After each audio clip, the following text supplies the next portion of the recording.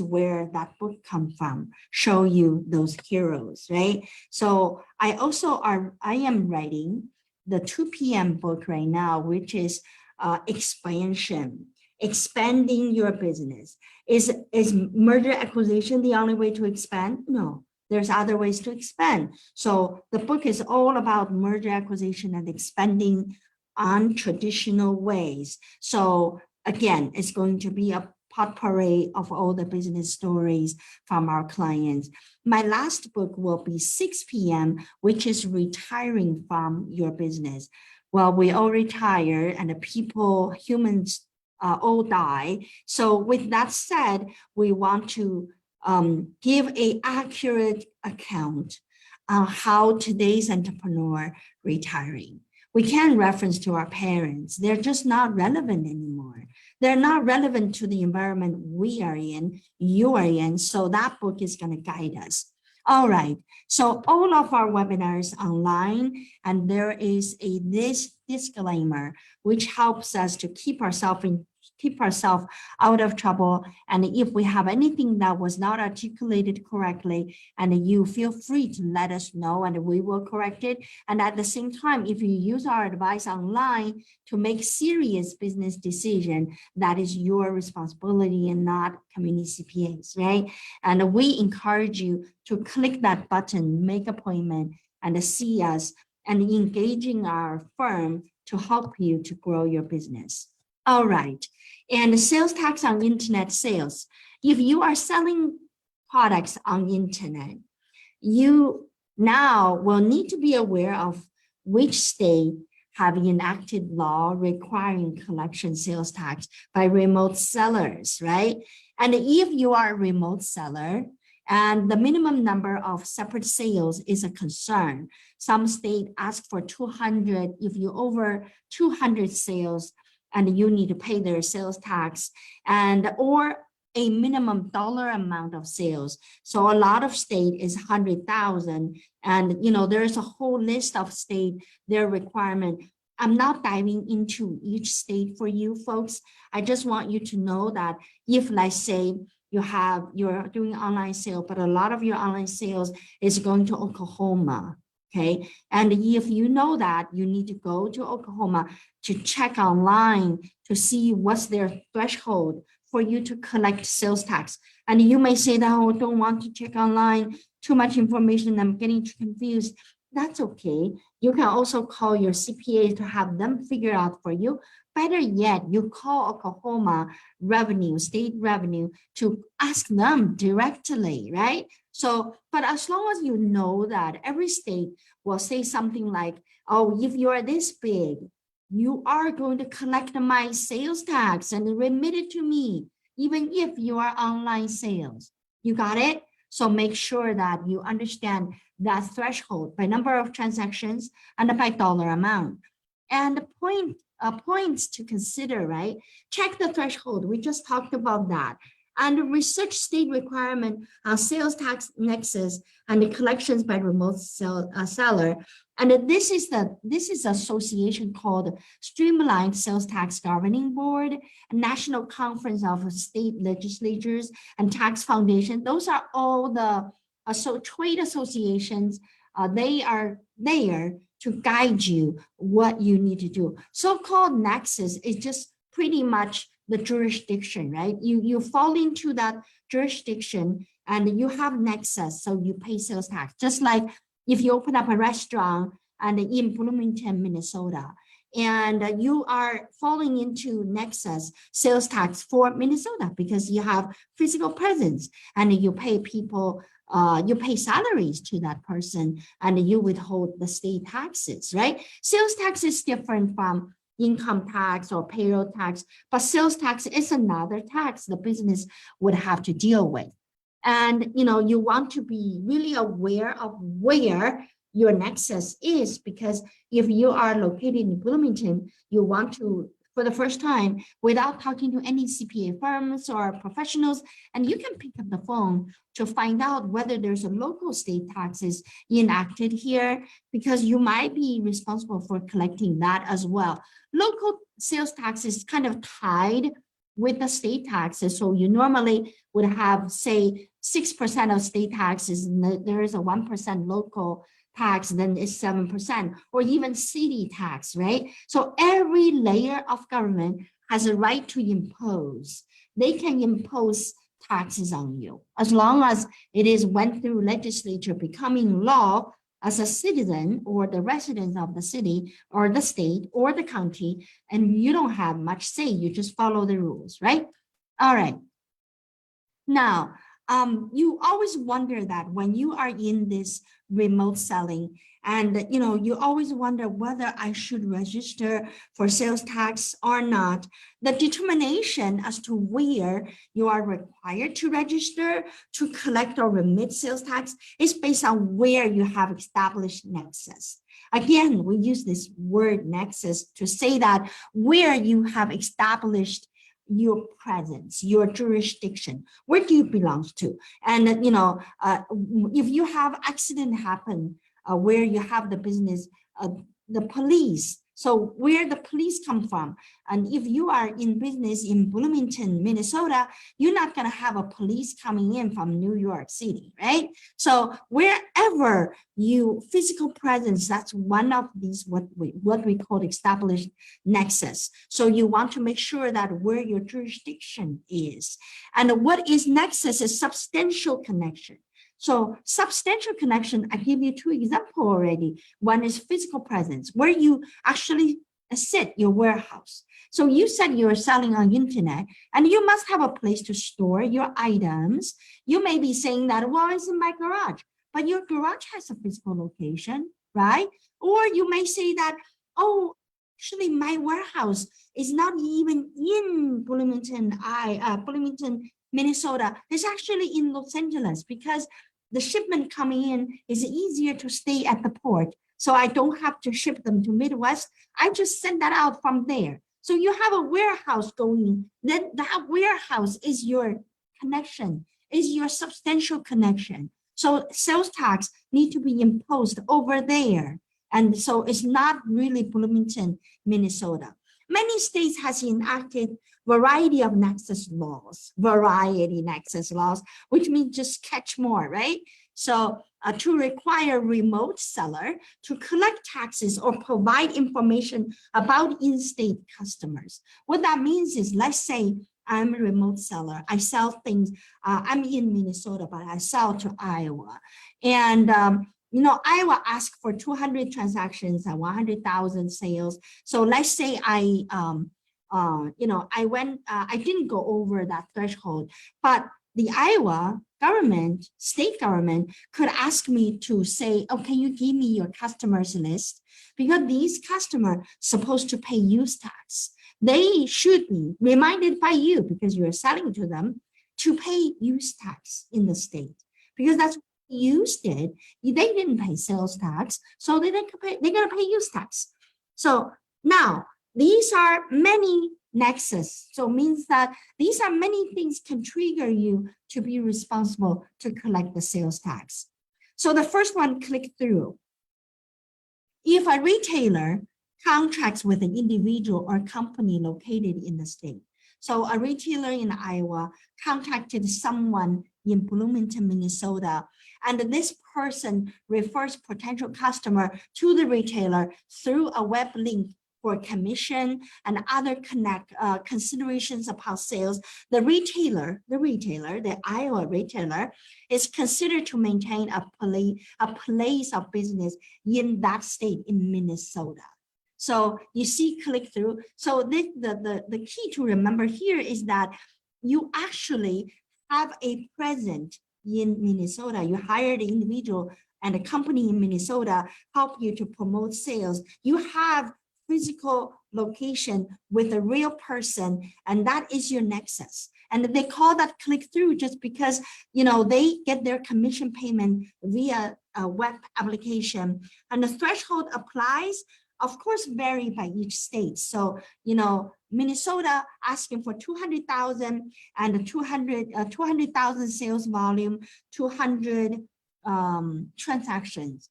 So over that, you have to establish sales permit with Minnesota and then remit sales tax. So pay-per-click, like those things, you go on Google and you click on the advertising, someone get paid for that. So that is exception, that doesn't count. So pay-per-click, banner and other advertising do not qualify if payment is not contingent upon the sales. So in a lot of states, professional service also doesn't subject to sales tax, right? Sales tax is more towards the goods and product.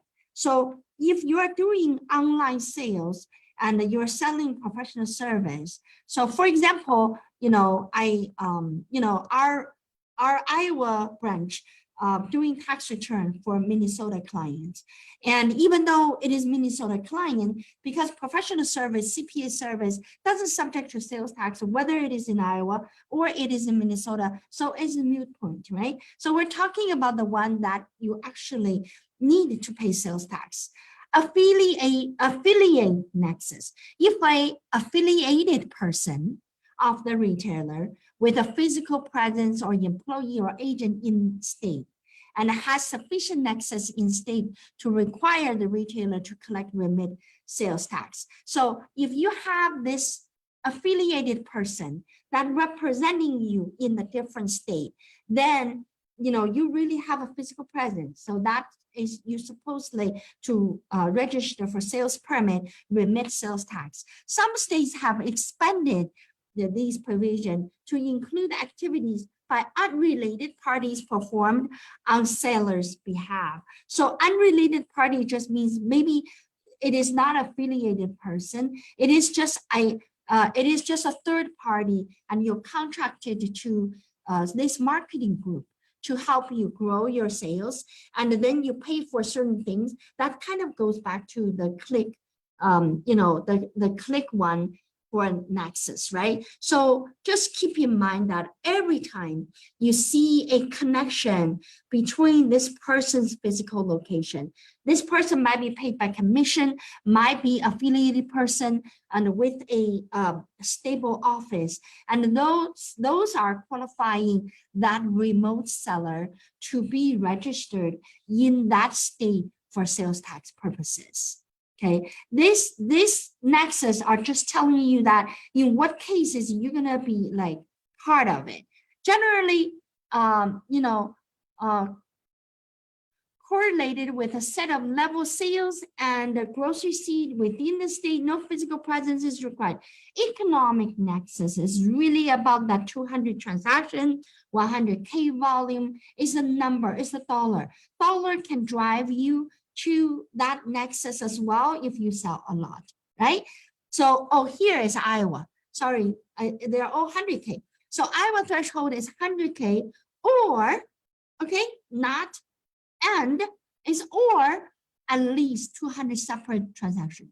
So if every of your transaction is $1 and the 200, them is only $200, but that you still qualify because it says or you just made one sale for 100K, then you already qualify. So that's where we want to make sure that you are aware of these thresholds. When you are in that shoes, you can either consult your attorneys, your CPAs, or call the government, and they, I bet you the person you call and probably answered this question a million times before you already, so we'll know the answer really well. And I just want you to know that when we do online sale, every state you touch, you really need to have a record. You cannot say that, oh, I got so many, but I don't know how many. No, that's not a correct answer. You should say that I got so many, but they're not over 200. Oh, I got so many, the dollar amount is not over 100. This is when you get audited by the sales division, sales tax division. That's what the kind of answer they want. If from get-go, you can answer to that precise knowledge, then the chances of being expected in audit is very small.